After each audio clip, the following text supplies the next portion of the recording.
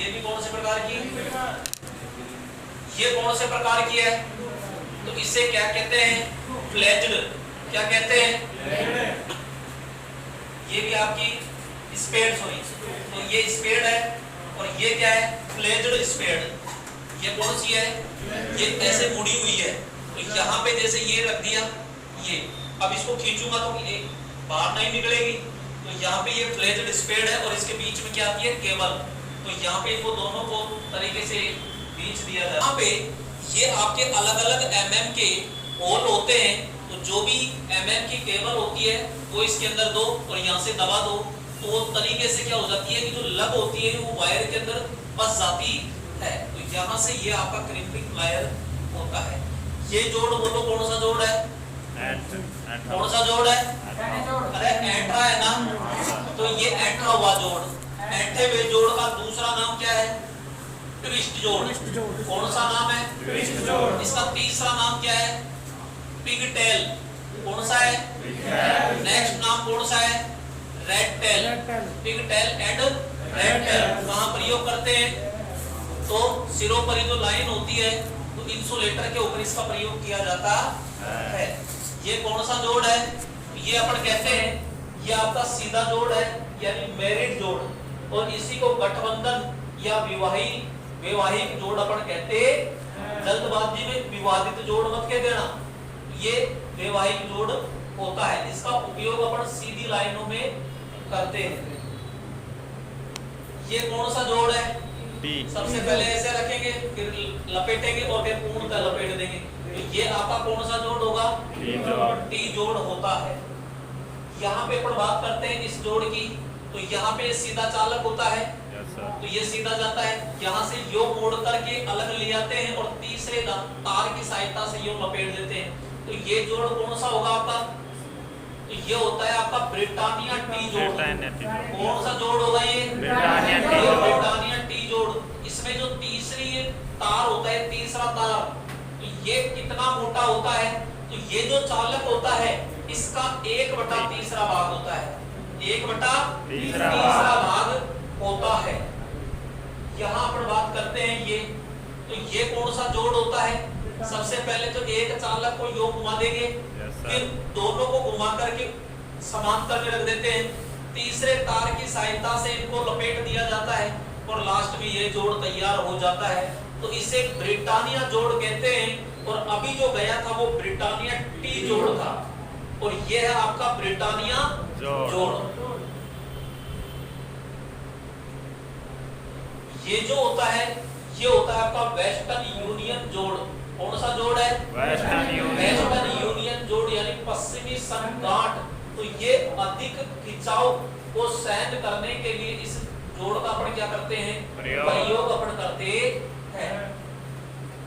यहाँ पे ये जो जोड़ है ये स्कार्फ जोड़ होता है, जो अर्थिंग घरेलू जो अर्थिंग लाइनें होती है उस अर्थिंग लाइन में इसका प्रयोग किया जाता है। इनको चिपका करके एक तार के द्वारा लपेट दिया जाता है। यहाँ पे एक जोड़ होता है ये टी गांठ जोड़, तो यह गांठ लगाई जाती है तो वो अपन प्रयोग करते हैं। इस प्रकार के कल मैंने आपको पूरा तरीके से एक एक डायग्राम बनवा दिया था। आपको तांबे का भी, सॉरी, पंखे का बनवा दिया, ट्यूबलाइट का बनवा दिया, सॉकेट का बनवा दिया, जीने का बनवा दिया था, कूलर का बनवा दिया था, सीलिंग फैन का पूरा बनवा दिया था, अनेक सॉकेट का बनवा दिया था, पूरी बिल्डिंग का वायरिंग का मैंने तरीके से बनवा दिया था। इसमें भी देखो न्यूट्रल सारे एक जगह है, तो यहाँ भी एक जगह, यानी न्यूट्रल क्या होता है, कॉमन होता है। एक वायरिंग ये है आपकी, तो यहाँ पे वायरिंग दो प्रकार की होती है, एक स्थायी और एक अस्थायी। तो ये आपकी अस्थायी प्रकार की है। तो ये क्लिट है, ये सफेद सफेद जो दिख रहे हैं आपको, ये आपके पोर्सलिन यानी चीनी मिट्टी के क्लिट होते हैं, जिनको दीवार पे कस करके ये कसा जाता है। तो ये अस्थायी वायरिंग होती है, इसे क्लिट वायरिंग कहते हैं, पुराने जमाने की है ये। यहाँ पे मैंने कहा था कि कनेक्टर विधि और जोड़ विधि दो प्रकार के होते हैं। तो यहाँ पे ये प्रयोग करते हैं अपन क्या, कनेक्टर। तो इनको क्या कहते हैं, कनेक्टर। यहाँ तार लगाया और ऊपर से कस दिया जाता है, तो ये होते हैं आपके कनेक्टर। यहाँ पे अपन देखते हैं कि ये अस्थायी वायरिंग है। तो यहाँ पे ये जो आपको नजर आ रहे हैं इनको कहते हैं लिंक क्लिप। क्या कहते हैं? Link clip. मोटरसाइकिल में भी देख रहे हो मिलते हैं। Yes sir. क्लच वायर ये जो अपने एक जगह स्थापित करते हैं, तो ये है आपके लिंक क्लिप। ठीक है, तो इनको कहते हैं लिंक क्लिप। यहाँ पे ये भी क्या है आपके कनेक्टर, ये आपके डोरी यानी जोड़ बनाने के लिए कनेक्टर होते हैं। यहाँ पे ये है केसिंग कैपिंग, लेकिन केसिंग कैपिंग कौन सी? लकड़ी वाली। तो यहाँ पे ये लकड़ी की केसिंग कैपिंग है।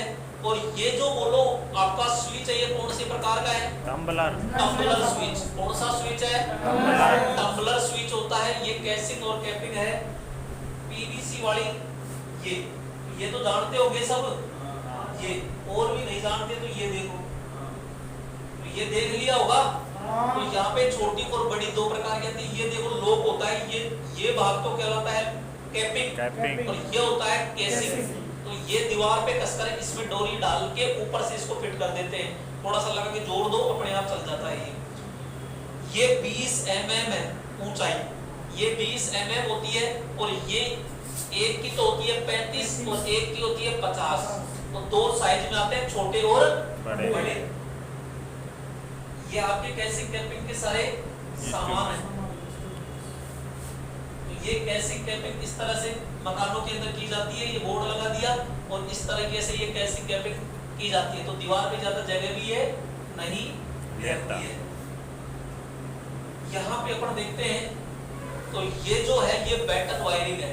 अब बैटन वायरिंग में क्या करते हैं, ये लकड़ी की चपटी पट्टी है ये और यहाँ पे ये लिंक क्लिप के द्वारा तार लगा करके और सीधे अपन क्या करते हैं, कस दिए जाते हैं। तो ये आपकी बैटन वायरिंग है जो पुराने जमानों में की जाती थी। एक वायरिंग ये आती है, तो ये भी आपकी बैटन वायरिंग होती है। लकड़ी की पट्टी है, पट्टी के ऊपर ये वायर लगाए जाते हैं। तो ये आपके होल्डर लगा दिए, नीचे आपके स्विच हो गए जो टम्बलर स्विच होते हैं। तो ये आपकी कौन सी वायरिंग होगी? Batten wiring.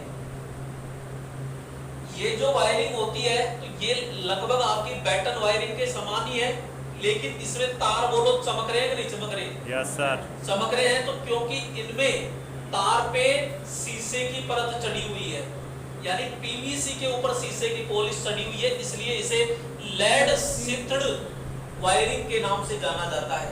तो ये लेड शिफ्टेड वायरिंग होती है जो रासायनिक या फिर शीत घरों में या ठंडे प्रदेशों में इनका प्रयोग किया जाता है। ये जो वायरिंग होती है इसे कहते हैं कंड्यूट पाइप वायरिंग। कौन सी वायरिंग? कंड्यूट पाइप वायरिंग कहते हैं। और ये पाइप है और ये पाइप का आंतरिक व्यास अधिकतम कितना होता है? 65 mm। न्यूनतम कितना होता है? 15 mm। कितना होता है? 15 mm होता है। और इस भाग को क्या कहते हैं?